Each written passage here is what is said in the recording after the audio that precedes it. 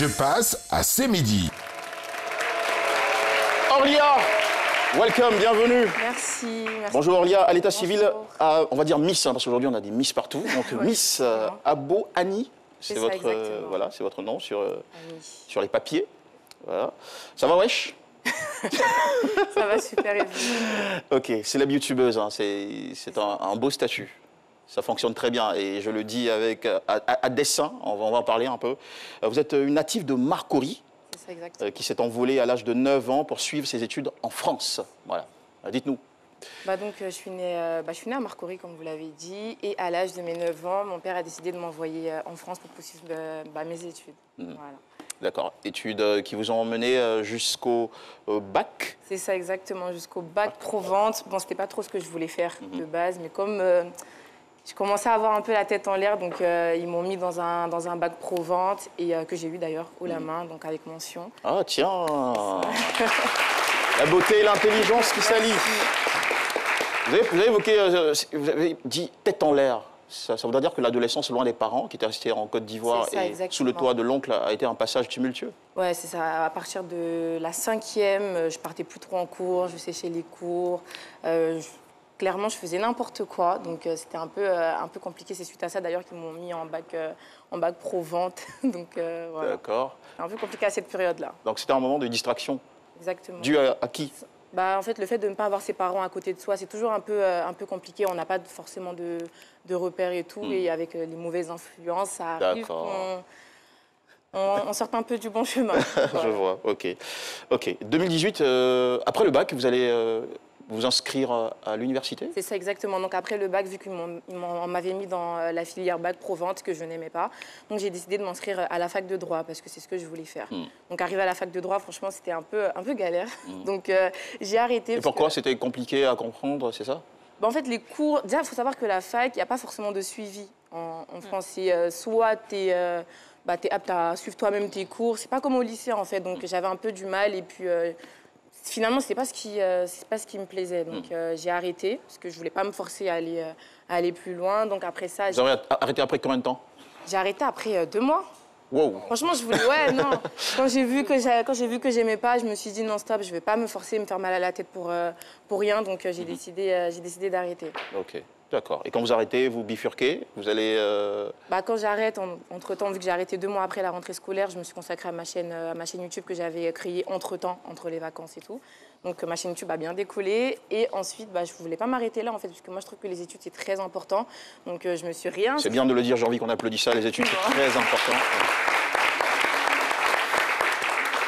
Donc, je me suis réinscrite en BTS marketing en pensant que c'est ce que j'aimais. Mais encore une fois, non. Donc, ah tiens. Ouais, non, franchement, quand je fais quelque chose, je veux vraiment aimer à 100% ce que je fais. Je veux pas me forcer ou le matin me lever en me disant ah non, j'ai pas envie d'y aller. Quand j'aime ce que je fais, j'y vais avec, je le fais avec bon cœur. Donc j'ai arrêté. Et ensuite, là, cette année, j'ai, par la grâce de Dieu, trouvé quelque chose qui me plaît. J'ai pas bougé, donc c'est un bachelor communication. Super. Alors, parlons de cette carrière de youtubeuse. Elle a démarré en 2018. C'est l'année où vous êtes lancée sur la toile. Et ça a très vite progressé. Vous êtes passé de 0 abonnés très vite à 5 000, 10 000. Ouais, franchement, plus les mois passaient et plus j'avais 10 000 abonnés. C'est-à-dire que les 3 premiers mois, j'étais à 30 000, 4e mois, 40 000, 5e mois, 50 000. Je me disais, mais ça va s'arrêter quand? Enfin, chaque mois, je prenais plus 10 000 abonnés. Donc, ouais, ça a bien démarré. OK. Et qu'est-ce que vous serviez à vos followers sur YouTube? Le contenu de vos vidéos? En fait, je fais des tutoriels, donc que ce soit des tutoriels maquillage pour celles qui veulent se maquiller, qui n'ont pas du tout de base, donc je fais des tutoriels pour les débutants. Si tu as les cheveux nappis, tu vas apprendre à les coiffer sans pour autant les défriser. Je fais aussi des vidéos par rapport à ça et c'est d'ailleurs ma première vidéo qui a atteint le 1 million de vues. Donc la deuxième aussi a atteint le 1 million de vues. C'est des vidéos concernant les cheveux crépus, comment bien se coiffer. Et j'ai continué par la suite à faire des petites vidéos. Et d'où vous est venue cette idée, ce positionnement, cette orientation? En fait, là, après avoir eu mon bac professionnel, je m'ennuie un peu pendant les vacances. Je n'avais pas fait forcément de vacances de ouf. Donc, j'ai appris à me maquiller via YouTube, justement. Donc, suite à ça, j'ai décidé, moi aussi, de donner mes petits conseils parce qu'en apprenant, on découvre aussi qu'on connaît quand même pas mal de choses. Donc, c'est en donnant des conseils que j'ai vu que les gens partageaient, en fait.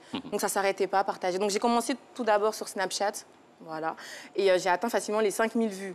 pour une personne qui n'avait 20 vues, 30 vues sur Snap. Donc je me suis dit pourquoi pas continuer sur cette lancée, directement faire des vidéos sur YouTube qui resteront, parce que Snapchat c'est juste 24 heures. Donc YouTube, des vidéos qui vont rester à vie, tant que je ne les supprime pas, quoi. Donc voilà. C'est super. Lorsqu'on se lance sur le digital, l'inquiétude qu'on a, c'est qu'est-ce que je vais raconter ou proposer à la communauté pour, disons, obtenir le maximum de vues ou de likes, si vous voulez. Vous ne vous êtes pas posé cette question? Est-ce que vous avez une stratégie aussi de développement de votre audience? Honnêtement, je suis partie, j'avais même pas... C'était même pas prévu, en fait. C'était vraiment pas prévu.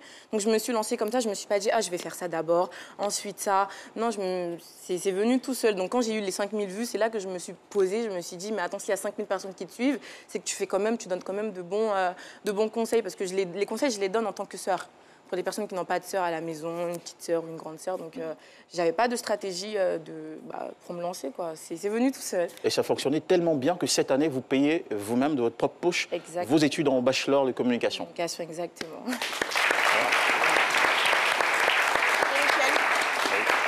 Elisa ? Déjà, félicitations. Merci. Franchement. Parce que c'est remarquable. Ce que j'aimerais savoir, c'est à quel moment est-ce que les marques commencent à s'associer à vous et à vous demander des placements de produits. Okay. Voilà. Alors, il faut savoir que personnellement, je parle pour ce que j'ai vécu, quand j'avais moins de 50 000 abonnés, on ne me calculait pas.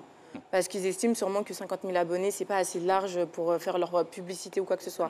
Donc, quand j'ai commencé à avoir 70 000, 80 000, automatiquement, les marques, en fait, ils viennent à vous. Parce qu'ils savent que vous avez un public qui vous suit derrière.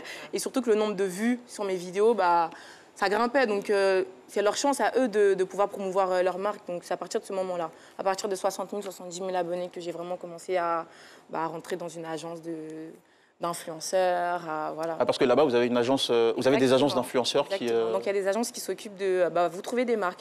Donc, vous ne faites rien, eux, ils s'occupent de vous ramener des marques, ou soit, si vous avez une adresse mail, ce que j'ai, les marques vous contactent. Donc, eux, ils répondent à vos mails pour négocier le prix, pour promouvoir leurs produits, et aussi, derrière, l'agence, eux, s'ils ont déjà des contacts, vous ramènent des petits contacts plutôt sympas. Donc, on peut dire que vous êtes une entrepreneur sur YouTube.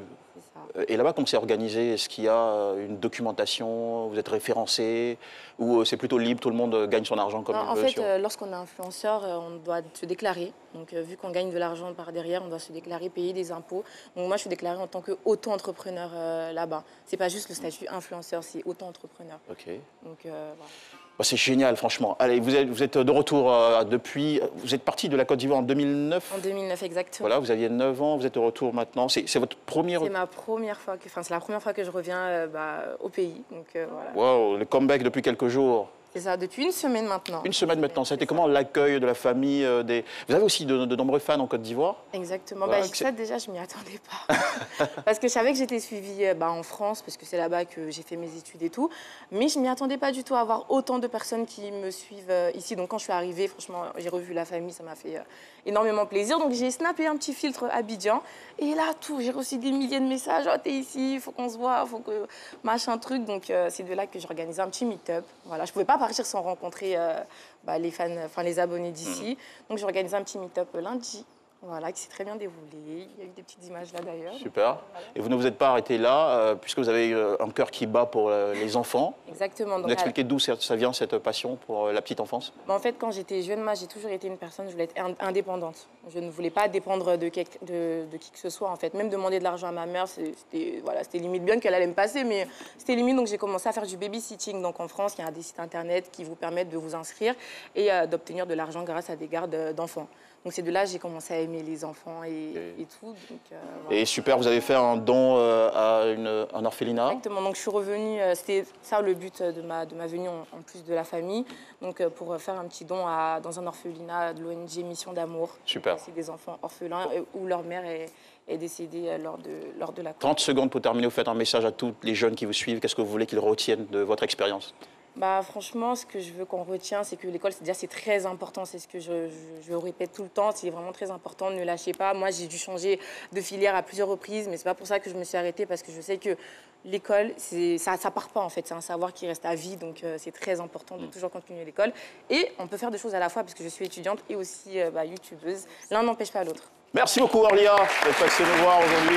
Plein de succès, on vous souhaite. Merci. Et profitez bien de votre séjour à Abidjan. Restez avec nous.